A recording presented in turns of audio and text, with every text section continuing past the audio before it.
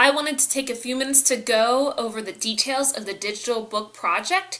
This is the equivalent of your semester exam for this course, so it is important that you understand all of the details that are part of this project and what you needed in order to be successful on this project.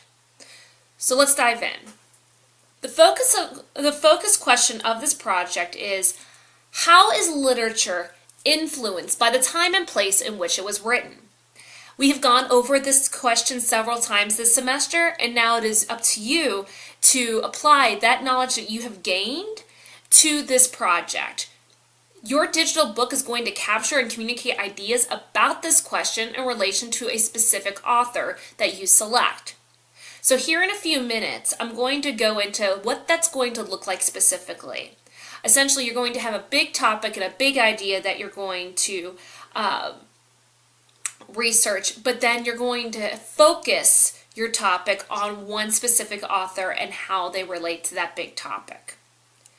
Your purpose here is to inform your audience about your topic and to connect your selected author to that big topic category that he or she falls under.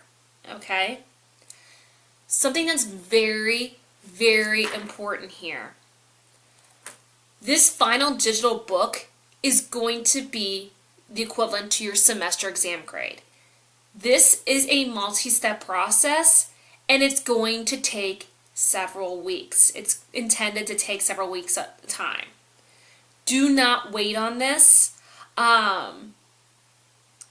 The likelihood, if you put this off and you wait until the last minute to do all of it, the likelihood of you being as successful as you'd like to be will be dramatically increased. You need to make sure you start on it when it is assigned and work on it consistently. I know that you have other projects and other classes. This is an English course. You are expected to be writing and to be researching. If you have any questions, just ask your teacher, and we will be more than happy to help you out. But again, make sure you are working on this consistently. So, here's the time frame for this project. It is going to be due on Friday, April 27th. Here's the breakdown. On March 19th through the 23rd, which is this week, you are going to have your project introduced. You're going to explore and decide on your topic, and I highly suggest that you take the time to do some preliminary research on the author that you have selected to make sure that you can connect your author to that larger topic, because you are going to be assessed on whether or not you are connecting your author to that big topic. This is not a biography, okay? This is larger than that. Once you have decided on your topic, you're going to start researching for solid, credible sources and information that you can use for your traditional essay. Your topic choice is going to be due by this week on Friday, the 23rd at 5 o'clock p.m. Then we have spring break. It is break, but you can still work on the project. Then April 2nd through April 6th, that is when you're going to be working on your traditional 5-paragraph essay and works cited. It will be due on Friday, April 6th at 5 o'clock p.m. for the formal grading. This is only one portion of the project, but this will be due on the 6th of April. You're going to have an entire week dedicated to this. You're also going to be creating artifacts for this digital book. Artifacts 1 and 2 will be created and added to your digital book on April 9th through the 13th. April 16th, you're going to create artifacts 3 and 4 and add them to your digital book. On April 23rd through 27th, this is when you're going to complete your Dear Reader letter, your bibliography, put captions on all 4 artifacts, make sure the front and back cover are complete, and everything's polished up. This final book is due Friday, April 27th at 5 o'clock p.m. Okay, so let's go over some of the objectives here. You're going to research information about your chosen topic. Then you're going to evaluate information to determine its credibility and usefulness for your book. Not everything that you're going to research will be used in your project. It's up to you to decide if your source is credible and if you can use it. You're going to need to incorporate the elements of MLA style writing and documentation within your writing. You're going to create multi-genre artifacts, which we'll go over here in a little bit, and how they represent key learning. And you're going to demonstrate the ability to embed images, hyperlinks, audio, and other items to create a multimedia experience. Here are some requirements. This digital book has a minimum of 10 pages that you need to create. But if you are following along with everything that has been provided to you, you should achieve this with no problem. There needs to be a front cover. There needs to be a Dear Reader intro letter, which you're going to write last. There needs to be the 5-paragraph research essay. And this may occupy 1 or 2 pages in the ebook. And you may, for your ebook, you can add images and other special touches such as hyperlinks, but it will be in the ebook. 4 other multi-genre artifacts, each with a caption. Then you're going to have a bibliography page that documents all information and sources as well as images which are not your own photographs or artwork. Includes sources that are and are not formally cited in the project. And then you also need a back cover. Okay, so now that you know the requirements, let's go over the topics. You're going to start by selecting one of the big topics that interests you the most. So we have British imperialism, and you're going to answer the question, how is British imperialism reflected in literature of the colonized, specifically like India or Africa? You could talk about social justice. How has British literature been an agent of change? How can literature teach understanding of others? And which British texts have done this and how? You can also do children's literature, which is how has British children's literature evolved over time. So the purposes were to entertain or instruct, the plots, characters, and themes, etc. So once you find your big topic, then you're going to focus on an author and start researching his or her life and works related to the topic.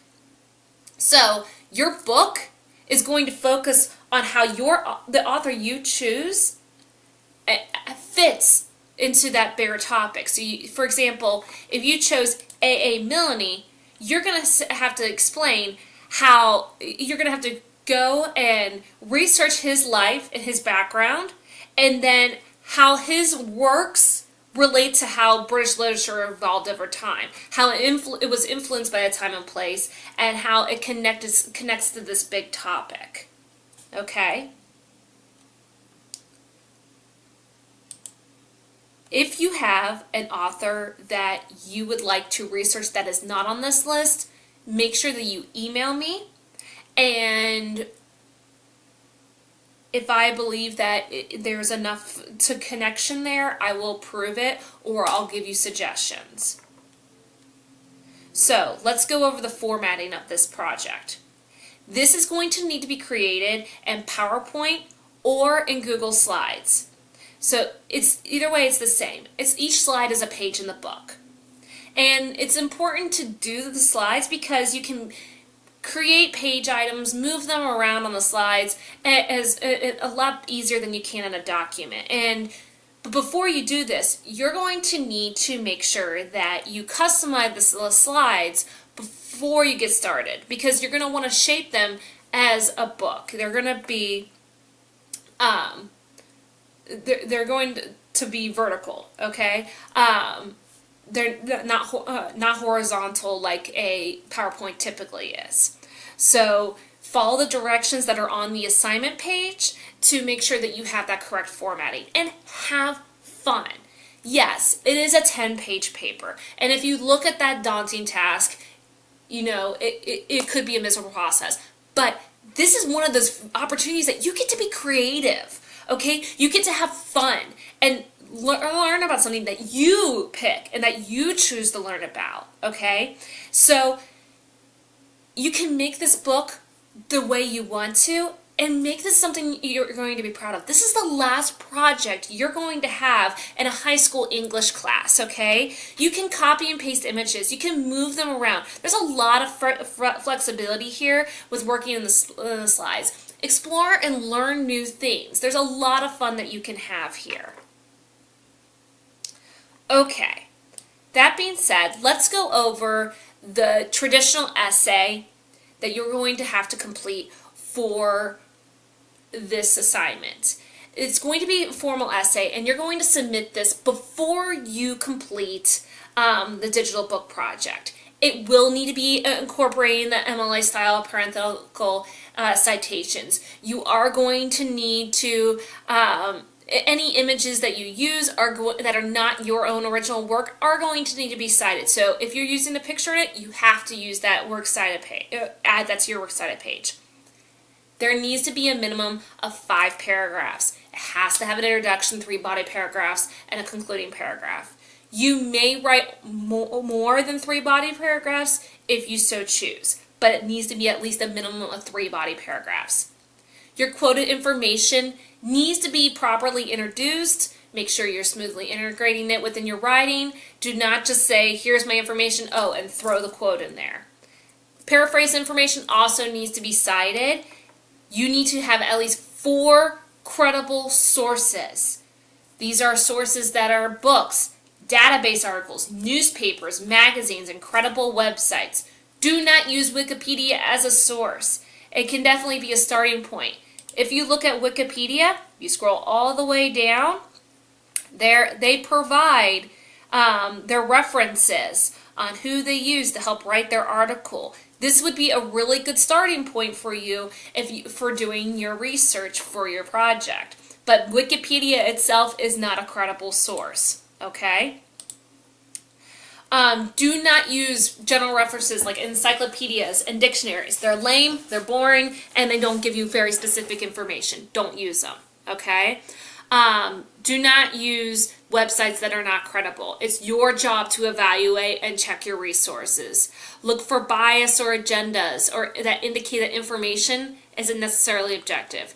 If you're not quite sure, feel free to email, but at this point you should know how to check of whether or not a source is credible. Alright. Something that you should know, when you transfer your essay to the digital book, you may add images and other graphics that supplement the information. Alright.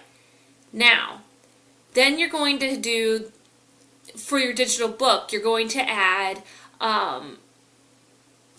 multi-genre artifacts, and this is where I think it gets really fun. Think of a genre as a category and a type of expression, and I'm going to go into this in more detail with our digital book explanation part 2 on the next video. So hang tight, go ahead and click that next book and learn more about multi-genre artifacts.